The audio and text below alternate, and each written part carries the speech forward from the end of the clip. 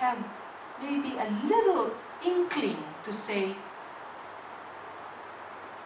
I want to get out of here. I want to be out of samsara. What can I do? Or others say, well, my life is great. I love samsara. I don't mind coming back.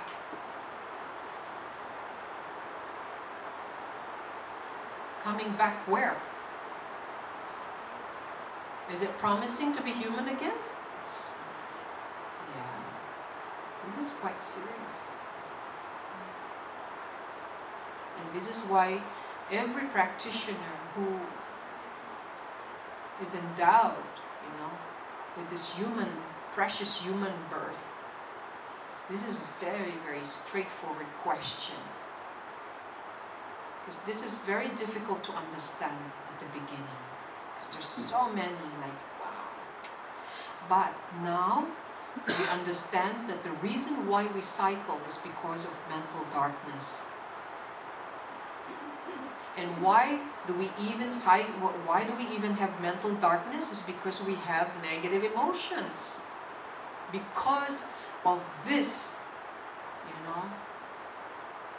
emotions or our actions of body, speech, and mind is just so many ways, are not neutral.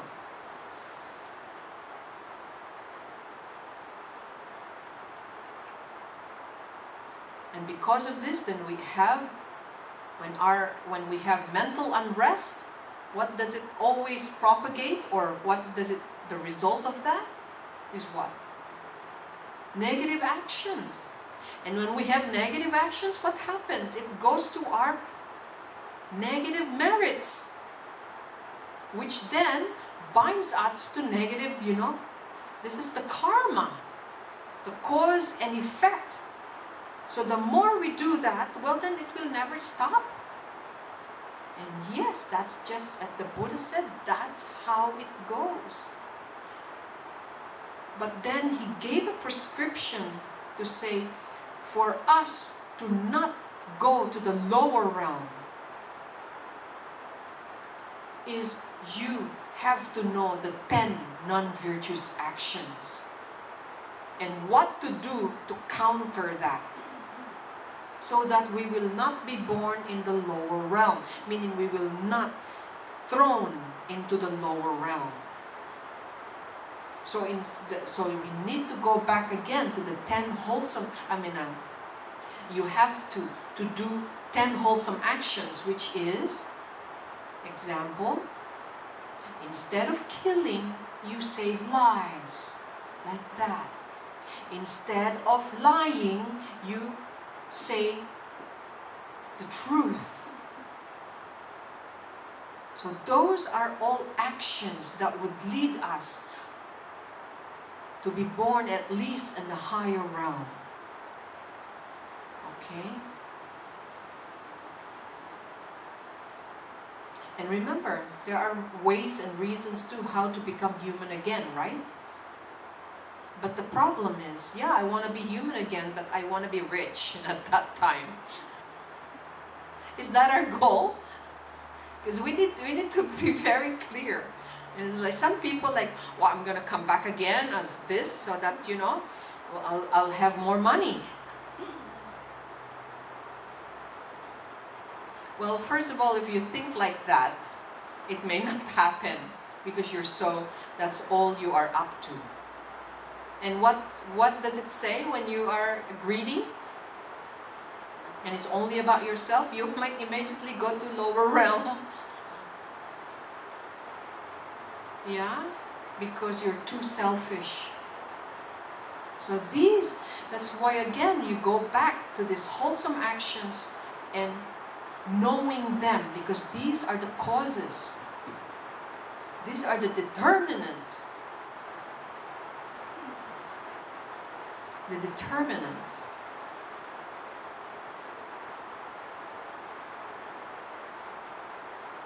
of our cycle, okay? If we're ever gonna,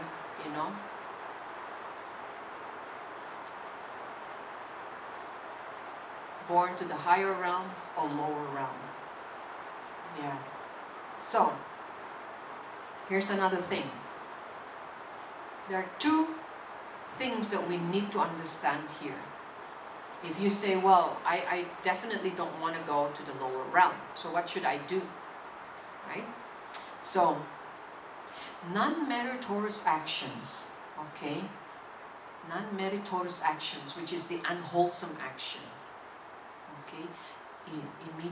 This, if you don't watch it, this will be the cause for you or for us, to be reborn or thrown in the lower realm. Okay, and we know that, right? So then, what about the meritorious action? What does it do? Okay, so Rakita, if I'm gonna be good, I will not do all this. So then, what are the results? So actions of meritorious deeds, okay, but there is a but. It may be it may be meritorious, like such generosity and all that, no? But the goal and wish, as long as it is not motivated, okay, by thinking of, oh, I will be liberated and go to nirvana, okay, then it will lead to rebirth to higher realms. Okay? Because nirvana means, if you're only thinking, to say, okay, I'll do all this generosity and actions, and very good, I will, the 10 virtuous action, I will be impeccable. I will not, make mistakes. But I only wish to be liberated and be liberated, meaning just you. Yeah? As long as it is not like this, then you go to higher realm. Because if you again just think about yourself, remember? Some people think like that, like, I'm doing good so that I will be healthy. I will liberate all these animals because I will want to have good health. I mean, that is good. I'm not saying it's negative. Alright? But that is again what? That is so propagating about self. You're grasping about your health and your body. That the truth is the body gets old and sick and will die. Remember? Yeah, so anything again that has self-interest will not lead us to really total liberation. Yeah. So, it says here, meritorious actions, if not motivated by the desire to achieve nirvana, leads to rebirth to higher realms. As long as your desire is not, nirvana means just local happiness.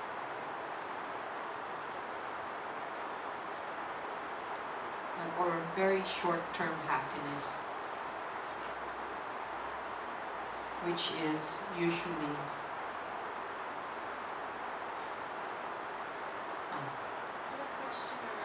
So if we were aiming for full enlightenment and we want to do it in one lifetime, like this lifetime. yes, in this lifetime, few. But we don't know how much Time. negative karma we have in our backpacks. Yes. So how do we How can we still get enlightened? Okay, so the question is, if one wishes to be fully enlightened in this lifetime, but yet does not know how much negative karma she has with her in this lifetime will still be attainable, in this lifetime?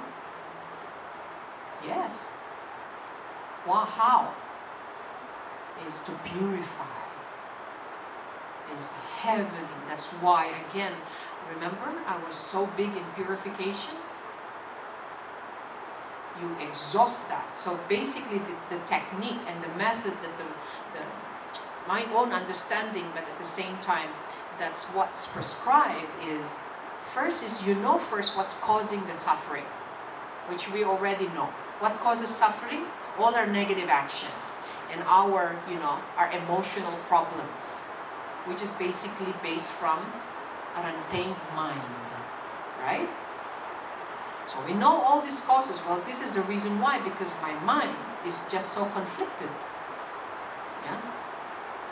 So, when I know what that is happening, so what we do is, we know the wholesome and unwholesome actions. Well, we better stop doing the negative ones immediately. You know when you have a leak in the toilet? Are you just gonna start putting, putty? You're patching it with putty, and then the water comes off again, and then you wrap it with duct tape, and the water comes off again, right? You say, okay, is patching like a temporary repair is gonna do it? No. What does the plumber do first? He goes to the main line and what? Shut it down, right? That is exactly what we need to do. We are just leaking pipes, And so what we do is we stop where the main problem is first, so that way we will start to clean up. You see? So first is cessation. We have to stop the wrong actions. And then after that, what do? We purify. And then, the next action is what? We continue only, to build correct actions. We have to begin to really, from now on, I'm really gonna do this. And then if you fail again, you purify. Because you did not really mean that. That's why you take the vow of virtuous actions. This will stop completely, if not an immediate stop of our local suffering. It's like, why does a smoker, how did the smoker actually heal? Stop first, Stop it completely, cut it out. And then, that's the only time you can heal. Alright? And of course, it's gonna be tough at first. Like we're having difficulty, because, healing and changing, our patterns and our habits is very difficult. And this is exactly where we are at the moment. We are having a lot of withdrawals, symptoms of withdrawals, meaning we cannot make it, I'm falling asleep, I cannot come to the Dharma practice, I have to, I cannot concentrate, because we are not habituated to this. It is just a period of adjustment. Okay? It is just a period of adjustment. But now, at least you know, right? It's as straightforward as that. But of course, accumulating good actions is then very easy when you just counter the negative actions that you kept on doing. You don't even have to lift up any finger. And when you say, I vow not to kill, when one vows, even if you're just sitting here and you're not killing, you are accumulating merit already. Did you know that? Just because you say, I promise not to kill, I promise not to steal. Once you put that in a very conscientious way, like you are aware you are not going to take anything that is not yours, you are already accumulating good action. Yeah? So you just need to read those 10. Yeah? So is this making sense? Yeah? So the entire idea of the Buddha's teaching for us is go through this step-by-step path. We cannot go to a higher path if we have not really stopped the water, if our pipes are still leaking. Do you agree? Do you think the person that says, I change my life, but then keep doing what he's doing, do you think you would believe that this person actually have changed? No. It's because he has not dealt with the big problem, the main problem, which is the mental unrest. And the only way we can get through samsara, okay, or get out of samsara, is we have to have a very, very, okay, tamed mind. Because without tamed mind, we cannot battle, we cannot cut through our emotional disturbances. All our suffering and problems comes from mental unrest. All our negative actions comes from our disturbed emotions, which is basically made of our mind, not our body. Body is just basically the carrier, one avenue, one factor. In most cases, it's an obstacle. In most cases, it is obstacle. You see? So now, does it make sense a little bit? Okay.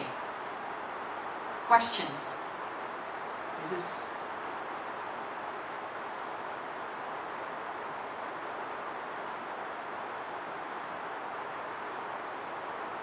Does it make sense now? So what do we do?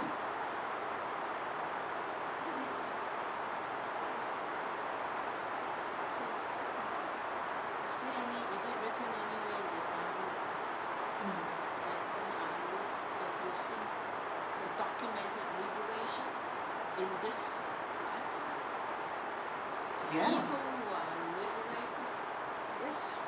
You can attain full enlightenment in one lifetime. Milarepa did. How does it feel? Yeah. Well, it is great effort. With someone who just had great energy and great effort, okay, and say, I'm going and determined, okay, and wish for this, is the conviction. But on the conviction, of course, a lot of things there is happening, right? There are many, and in this moment, there are many right now who are getting enlightened. And in this lifetime, as it says, because it's the degenerate time, It is, you can accumulate so much merit under degenerate time, you can be enlightened in this lifetime. You understand? Because it's degenerate time. When the Dharma is so difficult to practice, but yet you've practiced like it's the end of everything, you have no choice, you can accumulate, merit as so much because of the potency of the degenerate time. You have greater points. Then you can you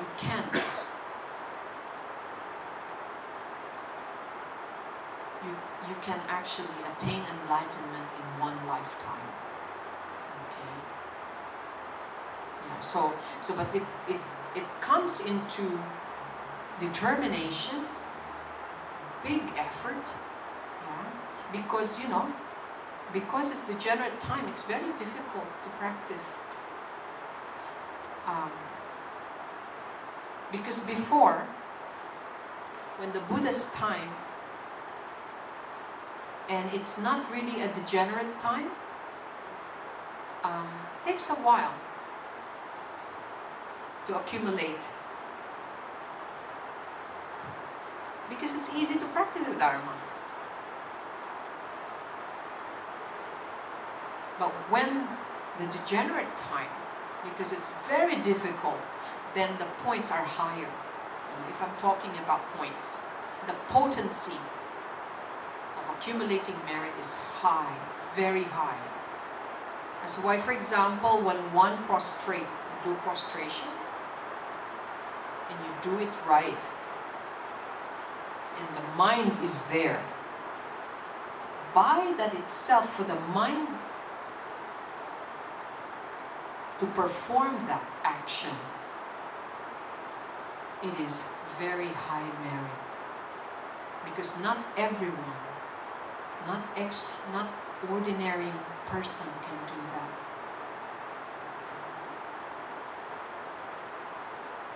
But if you work so hard and you really say, I am going to tame this mind,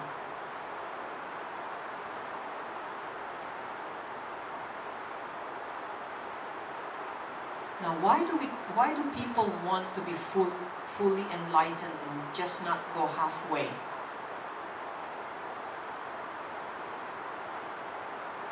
There's no halfway. There is halfway. You can be liberated, but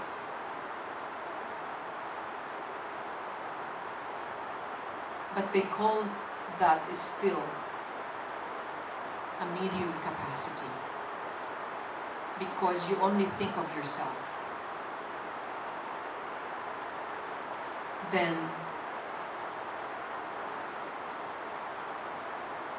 they can liberate themselves in samsara. Okay?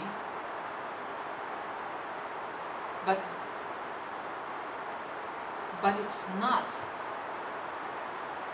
as the greater capacity is, which is the bodhisattvas. Okay? Because they are basically can get out of samsara very easily, okay? But they think of coming to help the others liberate. So you ask yourself, what do you think is greater for someone who just liberated samsara and think of just himself? Or to the fact that I liberated myself, well, I'm going to go help my friends, I'm going to go help my mothers.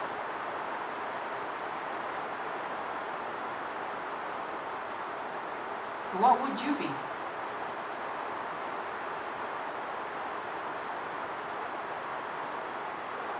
Just to liberate yourself and like, okay guys, bye-bye. Good luck. I'm out of here. Yay, I'm the best. Rather than someone who is really liberated anyways, but they said, wait a minute, these are all my mothers before. I've got to return. I have to come back. I'm going to help. Well, will those be liberated who came back and helped? Are they going to suffer?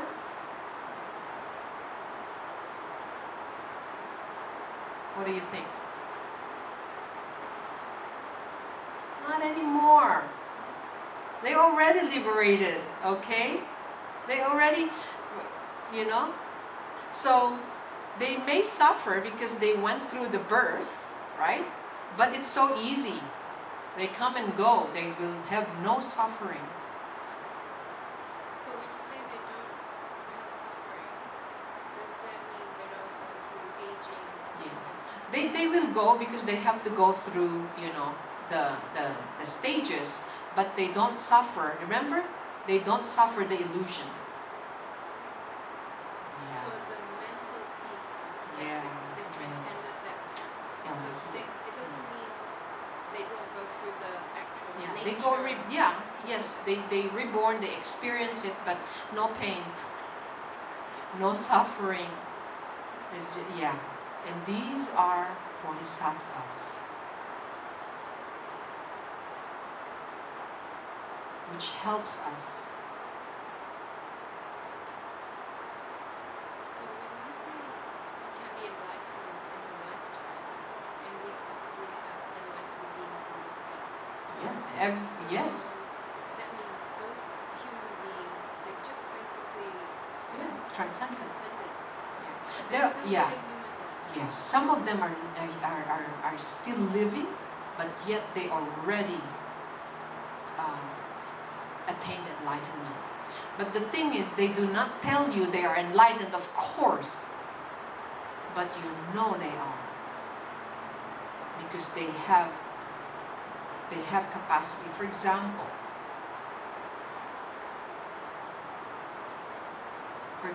His Holiness the Dalai Lama is definitely enlightened in this lifetime.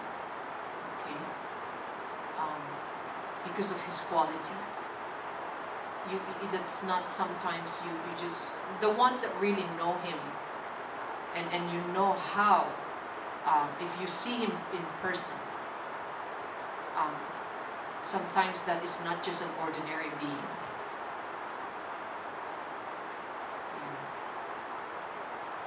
His compassion is impeccable.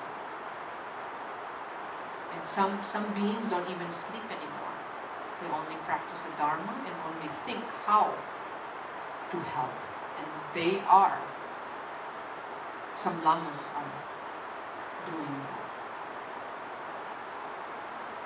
I mean, because also we are still in the mental dark, we don't have the perception, or our karma does not allow us to see those qualities because we cannot see it. You know what I'm saying?